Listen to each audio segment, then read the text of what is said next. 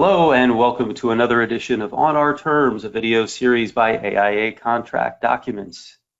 In this video, I'm going to be talking about a court case that arose out of a dispute about an expansion project at the Tulsa Zoo. I think this case is particularly fascinating because it touches on the architect's standard of care and the architect's obligations to work with other consultants on a project. As always, nothing provided in this video is intended to be legal advice. If you are in need of legal advice, the best thing you can do is to contact a local attorney who is licensed in your jurisdiction to give advice based on your specific facts and circumstances. And with that, let's talk about the surveying blunder at the Tulsa Zoo. So if you're an architect, one of your jobs is to coordinate your design services with the services of other consultants on a project. In many situations, you're going to be hiring these consultants directly and work with them very closely throughout the design of the project. But in other situations, you have to rely on the work product of consultants that you didn't hire and you didn't pick, and whose services you have no real influence over. This is the case with consultants such as surveyors and geotechnical engineers who are typically hired directly by the owner of the project. As an architect, these consultants can present you with unique challenges and risks. This video is going to explore a court decision that highlights the risk that an owner-hired consultant can bring to the table. This case should serve as a cautionary tale for architects who rely on the services of consultants hired by an owner of a project. The case at issue was decided by an Oklahoma Federal District Court in 2019. It focuses on a set of provisions that are commonly found in many owner-architect agreements. And this case specifically addresses a vexing issue for architects. That issue is, what should you do when you receive information from an owner's consultant that likely contains an error? If you want to look up this case online on Westlaw or on LexisNexis, you can look it up at 2019 Westlaw 10-295-44. It is a Northern District of Oklahoma Federal District decision decided on March 4th, 2019. Most of the things that I'm going to be discussing in this video come directly from that decision. So the facts of this case are fairly complex, but I'll try and do it justice in just a brief summary.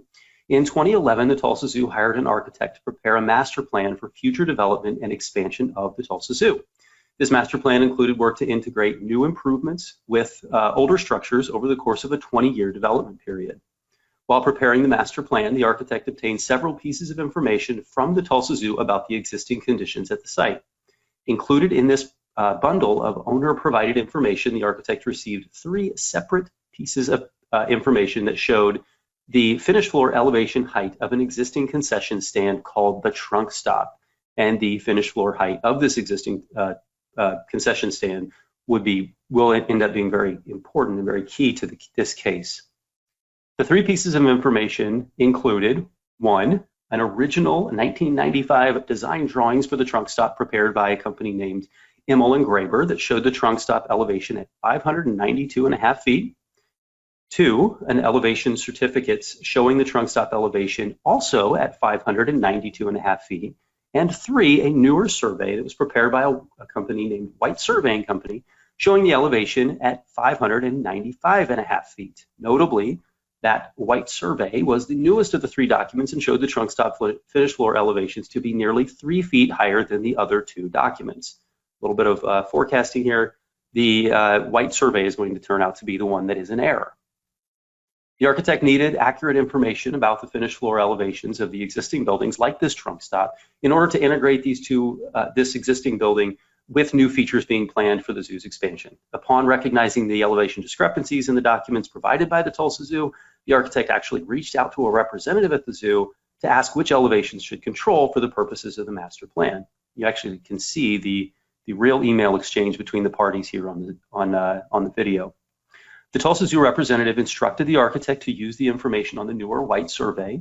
And importantly, while the architect notified the Tulsa Zoo that the elevations shown on the White survey conflicted with elevations shown on the older 1995 Immel and Graber drawings, the architect did not actually specifically notify the zoo that the White survey also conflicted with the existing elevation certificates.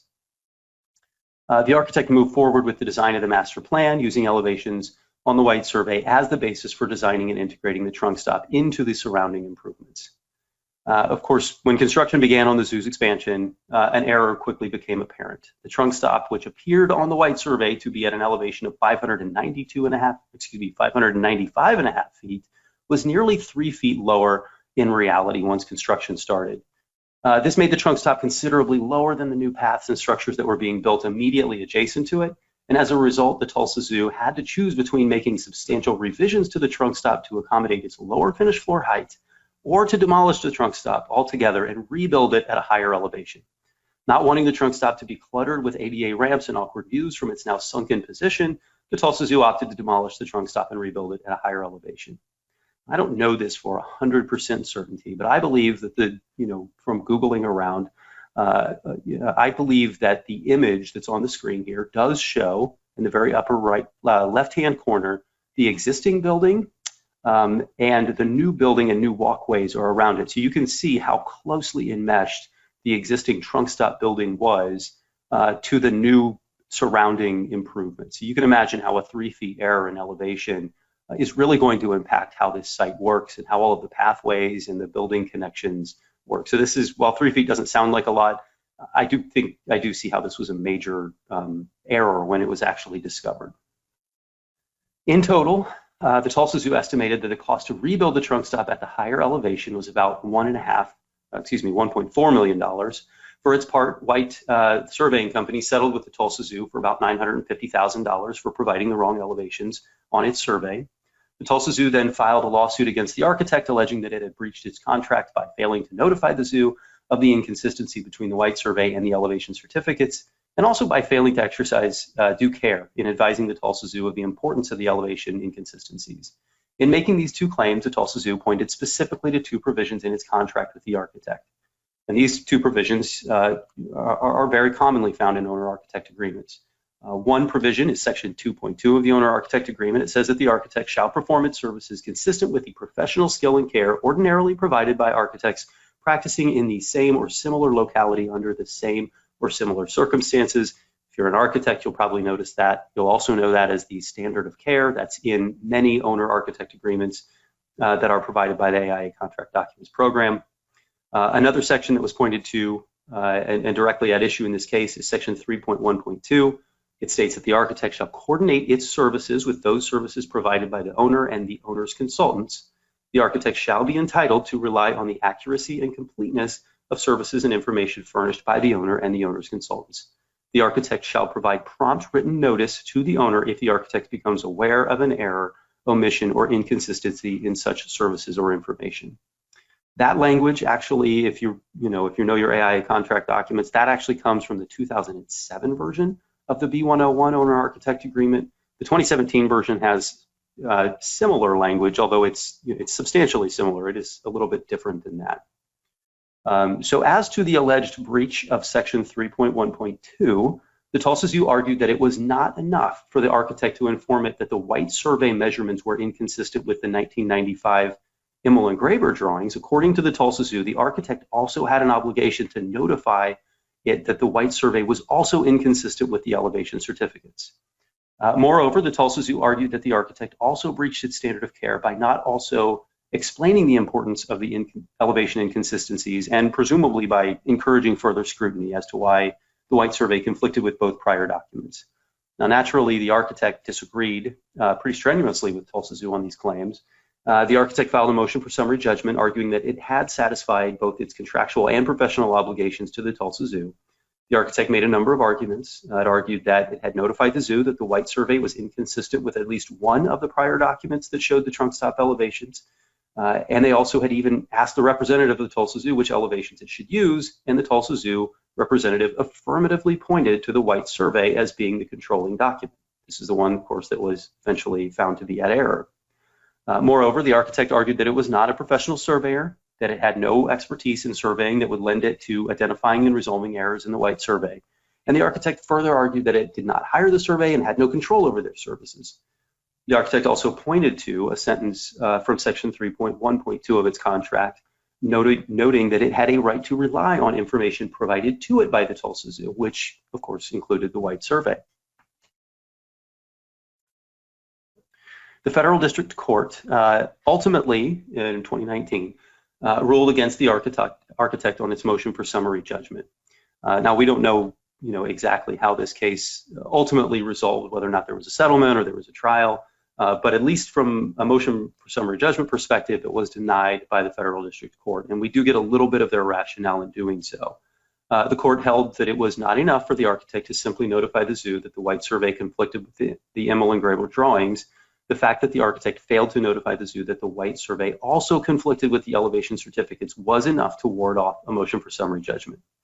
The court explained that a reasonable juror could infer that the architect was aware of the discrepancy between the elevation certificates and the white survey, but failed to notify the Tulsa Zoo of those inconsistencies. The court also held that a reasonable jury could find that an architect practicing in Tulsa and exercising professional skill and diligence would have explained the significance of the discrepancy between the white survey and the Immel and Grable drawings, rather than just notifying them of the discrepancy. So obviously, this isn't a good result for the architect. They were not able to get out of this case on a motion for summary judgment. Presumably, then this went on to either a trial or to a settlement. If you're the architect in this case, you almost certainly want to be able to get out of this dispute at the motion for summary judgment stage. So what can an architect learn from this case? After all, the architect seemingly did a lot of things right when it came to the errant white survey. The architect reviewed all of the various information provided by the Tulsa Zoo and identified that the white survey was at odds with the older documents that contained finished floor elevations. The architect then notified the zoo of some of these discrepancies and confirmed with the Tulsa Zoo that the white survey should take precedence over the older documents. However, this was not enough to get out of a dispute with the Tulsa Zoo, short of a full and expensive jury trial. Still, I think we can learn a few things from this case from an architect's perspective. One lesson this case clearly provides is that the mere fact that an owner hires a consultant will not insulate an architect from liability that arises from an error in that consultant's work. There's a common belief amongst architects that just because you did not hire a surveyor or a geotechnical engineer means that you can get out of litigation that involves an error that is in a survey or a geotechnical engineer's work is fairly easy. That's not true. This case clearly shows that. This case also shows that if an architect uses a consultant's work product to guide its own work, it will be an uphill battle to show that the architect did not know about errors, omissions, or inconsistencies in that consultant's work product. This is true even if the architect didn't hire the consultant and had no real expertise in that consultant's design discipline. This case also provides some guidance for what an architect should do if it does discover an error in the work product of a separate consultant. In such a situation, the architect should promptly notify the owner and describe in detail how the consultant's work product is in error or contains inconsistencies. Simply showing one example of an inconsistency is not going to be enough, and it was not enough in this case. An architect should also take steps to explain to the owner why the error or inconsistency could be important to the outcome of the project. For an architect in this situation, there might not be a real, magic solution to escape potential liability. However, being thorough and detailed in communicating errors and inconsistencies to the owner could help. And lastly, although it's not common at all for architects to hire surveyors, it might be advisable in some instances. For example, in this case, there's pretty good suggestion in the case that the surveying company was underinsured and they may have had limits at about $1 million. And clearly the liability for this incident was far eclipsed that amount. There's also pretty good evidence in this case that the Tulsa Zoo had no prior experience hiring surveyors. So if an architect, hires a surveyor directly, it might have known to require higher insurance coverage limits and could have potentially even been better equipped to deal with the shortcomings of the surveyor's work, perhaps. So if you have any questions, please leave them in the comment section below. Also, we have plenty of other ways to get questions answered as well. We've got some email addresses up on the screen. We also have phone numbers if you'd like to give us a call and ask us questions about our content of our documents. Also, just want to reiterate that nothing in this video should be intended as legal advice. Thank you very much for watching.